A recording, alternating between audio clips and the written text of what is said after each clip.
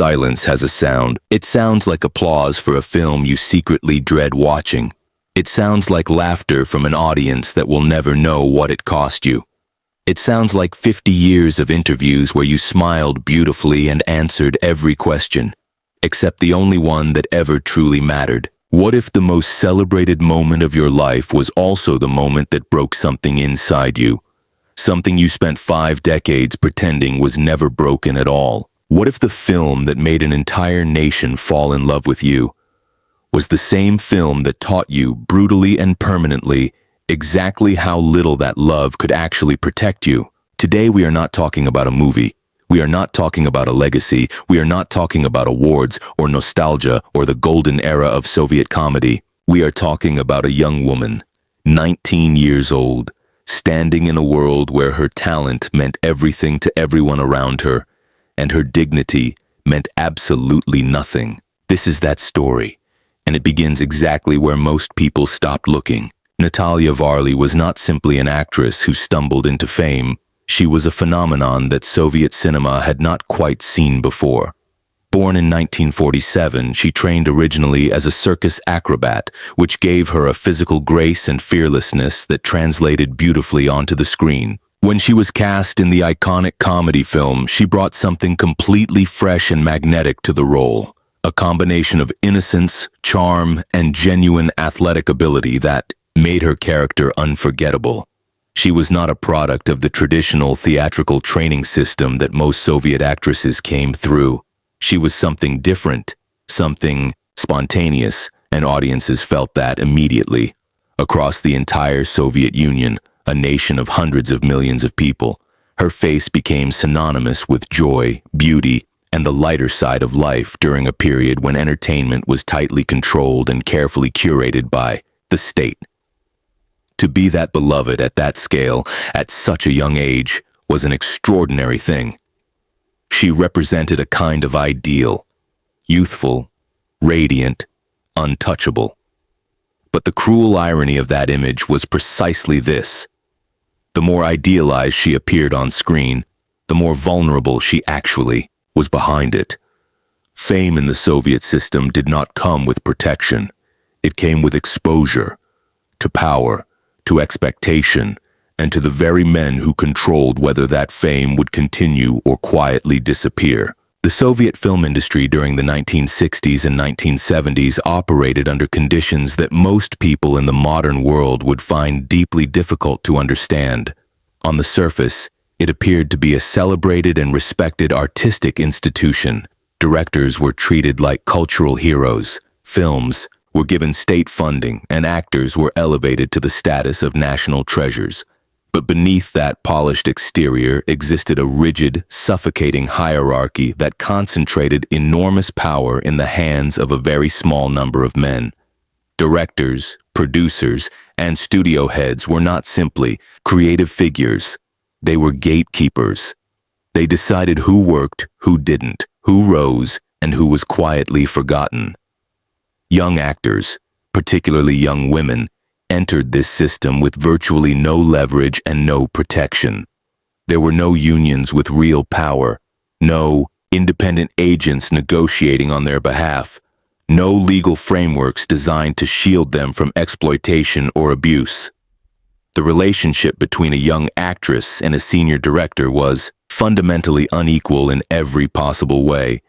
He had the connections, the authority, the state backing, and the ability to make or destroy a career with a single conversation.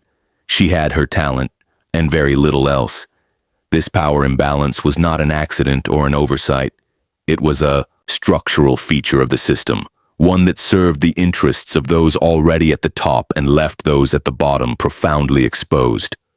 The glamour of Soviet cinema was real, but so was the darkness that existed just behind it. One of the most important things to understand about Soviet-era entertainment and Soviet society more broadly was that silence was not simply a personal choice.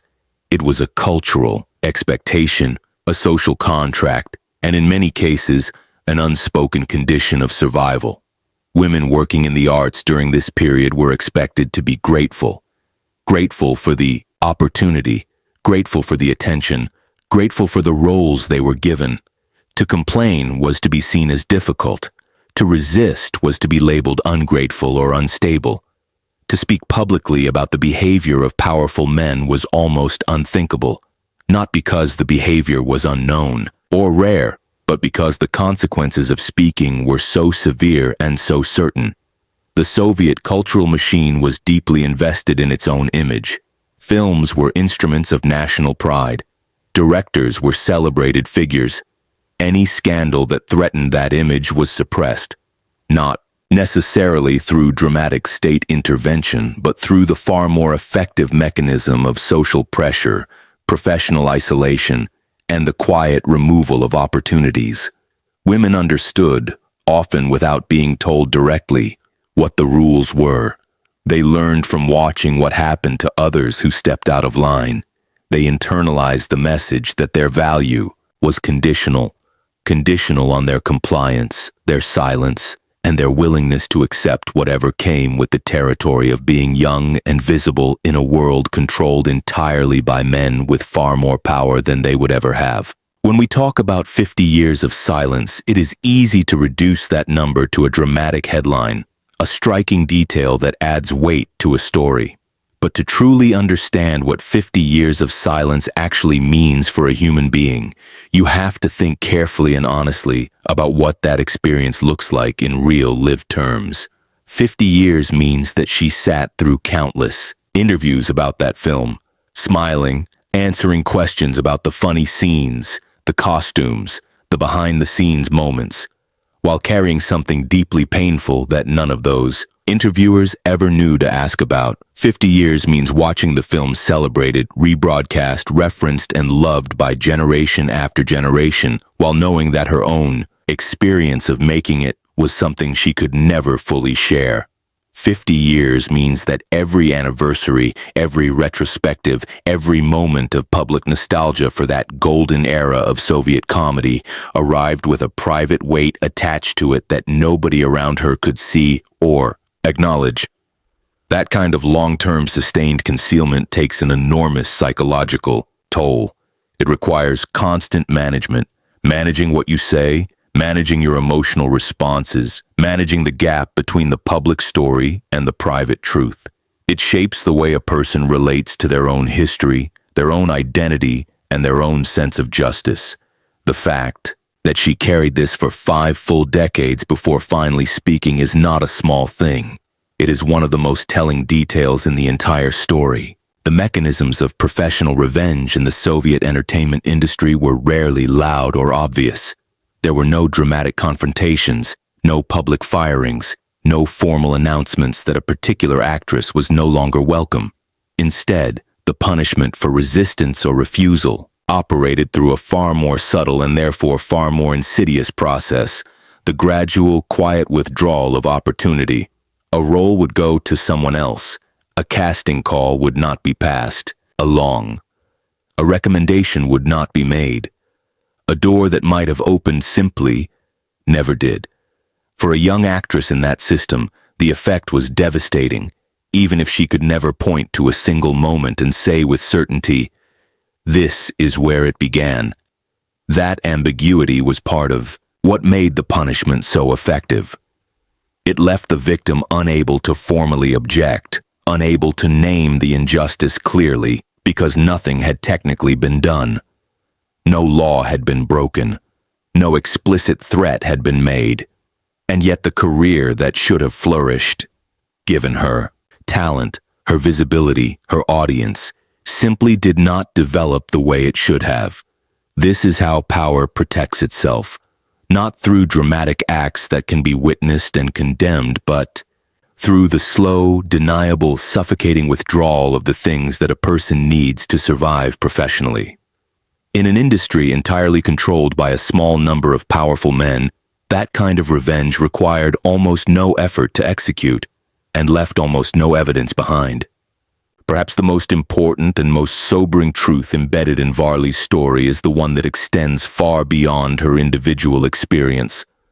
What happened to her, or what is alleged to have happened, was not an isolated incident in an otherwise healthy and respectful industry.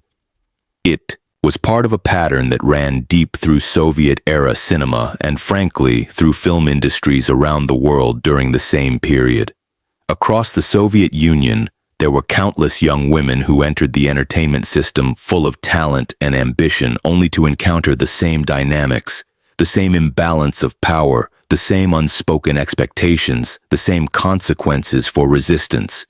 Most of them never spoke. Many of them are no longer alive to speak.